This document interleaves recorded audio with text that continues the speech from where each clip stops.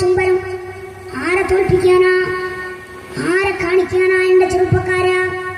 അതും നമുക്ക് മനസ്സിലാക്കാൻ സാധിക്കേണ്ടതുണ്ട്. നടു റൂട്ടിലൂടെ നിന്നുകൊണ്ട് പട്ടമിട്ടുകൊണ്ട് യുവതികളും അതുപോലെ തന്നെ അവിടുന്ന് മുസൽമാന്റെ പേര് പറയിപ്പിക്കാൻ ഇസ്ലാമിലെ യുവതികളും യുവാക്കളും തന്റെ മറ്റു പ്രദേശങ്ങളിലേക്ക് ചെന്നുകൊണ്ട് മറ്റുള്ളവർ കാണാൻ ഇവരവിടുന്ന് ചുംബന സമരം നടത്തുന്നു. ആരെ കാണിക്കാനാ, ആരോട് ജയിക്കാനാ? ഈ കാലത്തോടാണെങ്കിൽ എന്റെ പ്രിയമുള്ളവരെ ഇവർ നോക്കുന്നു, യുവാക്കളെല്ലാം യുവതികളെല്ലാം യൂറോപ്യൻ സംസ്കാരം ഇങ്ങോട്ട് തുടങ്ങും. ഞാൻ പറയട്ടെ, യൂറോപ്യൻ സംസ്കാരമല്ല തുടങ്ങുന്നത്. ഒരു കലയാണെങ്കിൽ എന്റെ മുമ്പിനെ നിനക്ക് നൽകിയ ഒരു കായികമാണ്. നീ ചുംബിച്ചു കൊള്ളുക. ആരെ ചുംബിച്ചു കൊള്ളുക? മുമ്പിനെ നിന്റെ മാതാവിനെ ചുംബിച്ചോ. മറ്റുള്ളവരെ കാമ വൈരാഗ്യ രീതിയിൽ നീ ചുംബിക്കരുതേ. അല്ലാഹുവിന്റെ റസൂൽ പറയുകയാണ്, റസൂൽ അവിടുന്ന് പറയുകയാണ്. എന്താണ് മുത്ത് റസൂൽ പറഞ്ഞത്? കരങ്ങൾ രണ്ടും വ്യഭിചരിക്കും, അവയുടേത് പിടുത്തവും കാലുകളുടേത് നടത്തവും വായുടെ ഈ ചുംബനവുമാണെന്ന് മുത്ത് റസൂൽ സല്ലല്ലാഹു അലൈഹി വസല്ലമ തങ്ങൾ പറയുകയാണ്. ചുംബനം നിനക്കൊരു കായികമായി നിനക്ക് തോന്നിയാൽ നീ ചുംബിച്ചോ. ആരെ ചുംബിക്കുന്നു? മറ്റുള്ള കാമുകന്മാരെയല്ല. പിന്നെ നീ ആരെ ചുംബിച്ചോ? നീ നിന്റെ മാതാവ് നിന്റെ വീട്ടിലില്ലടാ, നീ ചുംബിച്ചോ.